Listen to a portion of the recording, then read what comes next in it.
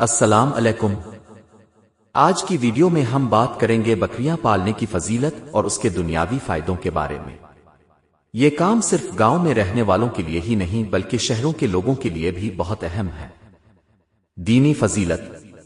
نبی اور صحابہ کرام رضوان اللہ علیہم اجمعین نے بکریاں پالی ہیں۔ صحیح احادیث میں آتا ہے کہ تقریباً تمام انبیاء نے بکریاں چرائیں۔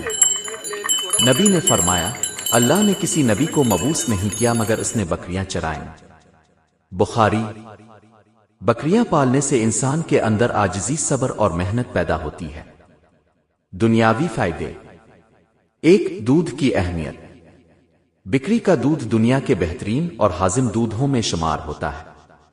یہ بچوں، مریضوں اور کمزور لوگوں کے لیے بہت فائدہ مند ہے۔ دو، گوشت کا فائدہ۔ بکری کا گوشت ہلکا اور توانائی بخش ہوتا ہے۔ پاکستان اور افغانستان سمیت کئی ملکوں میں سب سے زیادہ استعمال ہوتا ہے۔ تین، کاروباری پہلو۔ بکریاں پالنا ایک بہترین چھوٹا بزنس ہے۔ کم سرمایہ میں شروع ہو جاتا ہے اور جلدی بڑھتا ہے۔ نر بکریاں قربانی کے جانور کے طور پر بیچی جا سکتی ہے۔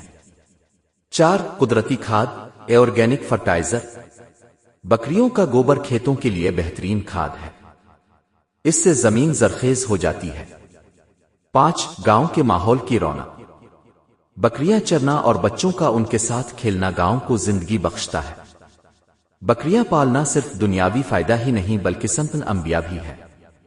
اگر ہم اس کام کو نیک کے ساتھ کریں تو یہ ہمارے لیے آخرت میں بھی اجر کا ذریعہ بن سکتا ہے۔